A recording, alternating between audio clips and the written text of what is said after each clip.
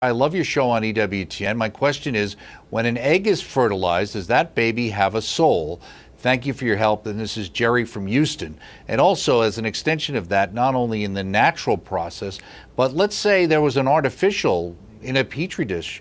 How does that work? Is that the same?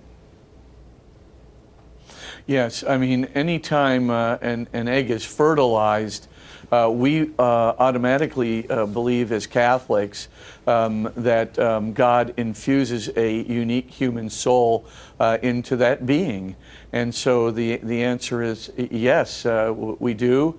And therefore that being, you can cause its physical death, but that being will continue to live, in God's providence and in God's mercy, in His kingdom. So yes, we do believe that a single celled zygote does have a soul, a unique soul infused into it by God Himself. Okay, very good. And again, talking about the culture of life, one of the quotes that I saw here earlier from one of our bishops, and several of them have spoken out recently about different issues. I know I read one earlier by Cardinal Dolan, and he makes the point that the dignity of the human person to be defended and promoted as a first priority, a dignity not dependent upon race, green card, stock portfolio, age, or health, the sacredness of human life from the instant of conception to holy death. And so that's the whole thing we're really talking about, that idea of a culture of life, that this is a number one priority. He also, earlier in this article from Catholic New York, said, am I wrong to wonder especially about the toxic effect that the unlimited abortion license has had on the republic, founded on self-evident truths and the right to life? And that's really a lot of the cases. It has such a corrosive effect to so many other things that we have taken for granted here in the United States, right? Right. Well, when you look at the logic of the Roe versus Wade decision, you can see that the 7 huge principles upon which our republic was founded, upon which all fair democratic republics are founded, are completely undermined. Because in order to make abortion work, you have to undermine all of the fundamental principles of the philosophy of law.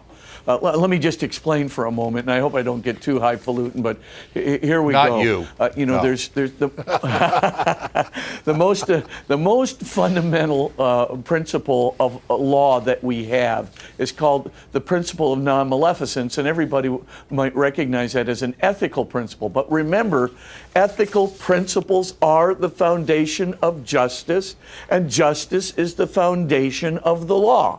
If anybody tells you differently, that person is basically sophistical. They're a sophist, and they're trying to pull the wool over your eyes. I mean, if justice is not based on ethics, and if the law is not based on justice, we're all in trouble. Now we got to keep that priority straight. That goes all the way back to the time of Jesus, the time it's articulated particularly well by St. Augustine. So what's the principle of non-maleficence? It's the most basic ethical principle that you have. Don't do a harm to others that you don't want them to do to you. So avoid unnecessary harms, and if a harm is unavoidable, minimize it. That is the most minimal ethical prescription that we can have.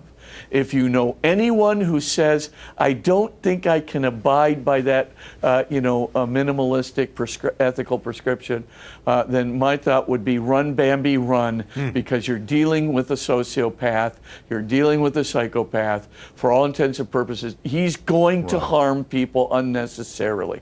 Now, that is the most basic principle. All justice is founded on that principle. Don't talk about justice without talking about the principle of non-maleficence. It's pure hypocrisy. Now we get to the second most fundamental principle, and it's very important. It's a principle of ends and means. And it basically says this: you can't, it's called the end does not justify the means. That's the normal way of putting it in St. Augustine's language. Right. But we can put it in a simpler way. You can't use an unjust or evil means to get to a just or good end. You have to look out for both the end and the means. It is not sufficient merely to move your conduct toward a good end. Mm-hmm. You have to use a just and good means to get to the good end. Now, of course, we use this all the time in law, right? If somebody comes up and they violated, a just law, and you're in court there, and they said, well, the reason I stole from this person, or the reason I shot him, was because, in the end result, I wanted to do good for society. There's just too many poor people out there. I figured if I shoot some, we get some out of the way. Obviously, a good end, and that's, by the way, the good end of alleviating poverty and not shooting people. Right. But I mean, the or aborting them before they get born is not also a way to alleviate poverty either. Right. I was thinking of that very same thought. Right. But so exactly. So you got to use a just or good means to get to a good end, and we're responsible for both the means we use and the ends we pursue in philosophy of law. The third important one, again coming from St. Augustine, and I know I belabor the point here, but Augustine did have a lot to say, and this particular one is called the principle of unjust law. And what he said is that an unjust law is no law at all. And when he did that, what he did was he distinguished between justice and the positive law. The positive law is a law that's legislated, comes from a judiciary, right? It's something that human beings put into practice. Now, what Augustine's saying is if a human law or a positive law is not commensurate with the principle of justice, right? And what is the principle of justice? It goes back to don't do harms to others that you don't want done to you. It goes back to avoid unnecessary harms and minimize unavoidable harms. It goes back to giving every human being what is their due in human relationships and work relationships, right? It goes back to the idea of granting a person the three fundamental rights of life, of liberty, and the pursuit of happiness. That's what minimum justice comes down to. Mm-hmm. Now, we've had it defined over and over again, and what Augustine recognized was if you have a positive law that violates minimum justice, that violates the right to life, that violates the right to liberty, that violates the right to property and happiness, and reduces people to indentured servitude, right? Then those laws are no laws at all, right? These are, it doesn't correspond to justice. Justice is the inspiration and the purpose of the law. If the law doesn't serve justice, it's not law. Mm-hmm. It's just babble from some tyrant. And of course, now let's just look at the Roe v. Wade decision before we get to our other principles for just a moment and just see how they correspond to those first three principles. Well, is the Roe v. Wade decision, is it a just law? No, of course it's not a just law. It literally permits the taking, the killing of innocent life for no other reason than a mother decides that they don't want it, and of course it could be really extenuating circumstances. A young person who got themselves in trouble or were pregnant, right? But you can't take the life of an unborn human being in order to save yourself embarrassment or whatever the case may be, or just for the sake of convenience. It just cannot be done. And so it's an unjust law. And it's certainly, right, the end does not justify the means, right? Well, I want to prevent the embarrassment, therefore I'm going to kill the baby. You can't do that, right? I mean, it's a clear violation. And is it, a violation of the principle of non-maleficence? I don't see how it can't be. Killing, right, is the highest violation of the principle of non-maleficence. You're doing the greatest possible harm to the human person. So, I mean, already we've got problems. And then we go to the fourth principle. This is the principle of personhood. Comes from a fine Dominican friar, Bartolomé de las Casas. And in this principle, Las Casas was trying to defend the Indians from literally the bloodthirsty conquistadores who were not only enslaving them, but killing them at will.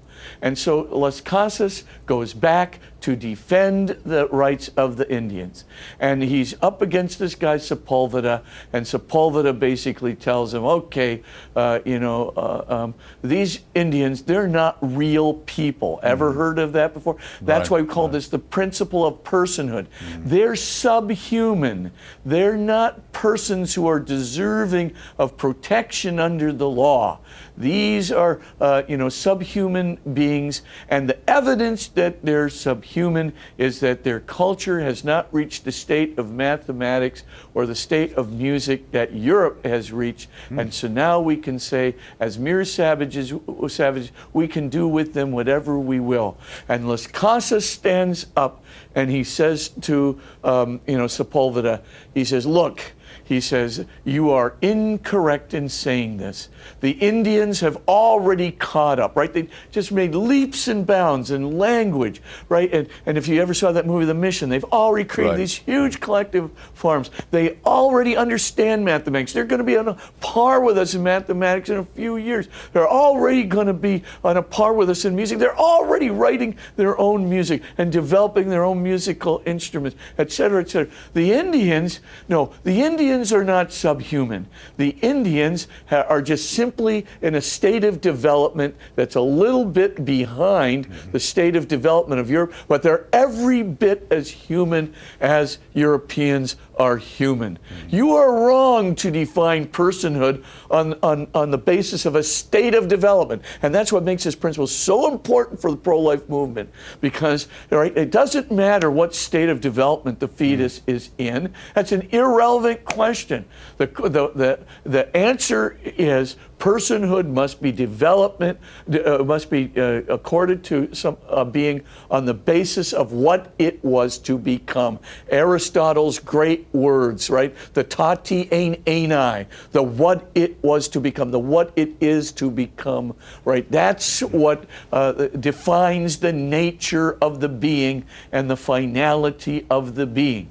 And so, of course, using this principle, Las Casas just simply says, your criterion is merely a historical accident. It's not substance, it's mere accident. Personhood must be applied to people on the basis of their nature, what they're going to become. It can't be given on the basis of the stage of development that they're in. And this will never excuse your gross violations of the principle of non-maleficence to these poor Indians who have done nothing wrong except not met your criterion for culture. And of course, this principle is still important today. It's been completely abrogated by the Roe versus Wade decision. It's the most amazing thing I've ever seen in my entire life, quite frankly. And with such cavalier, arrogance. This is the thing, but more to come. I mean, let's go to the next principle. This is the principle of inalienable rights. That too comes from not a Dominican friar, but from a Jesuit priest. It comes from Francisco Suarez. And Francisco Suarez, he was a metaphysician, but he was also a lawyer before he became a Jesuit. Very interested in the philosophy of law. And what he noticed is he said, look, every single human being has, writ large into them by their very human existence, a debt that everybody owes to them. In other words, they have an accounts receivable, if I can put it in accounting language. That, this is, everybody in the world owes them a debt. A debt, what kind of a debt? To give them life and to let them live, to give them the essential, he didn't call it liberty, but the custody over their own interior subjectivity, right?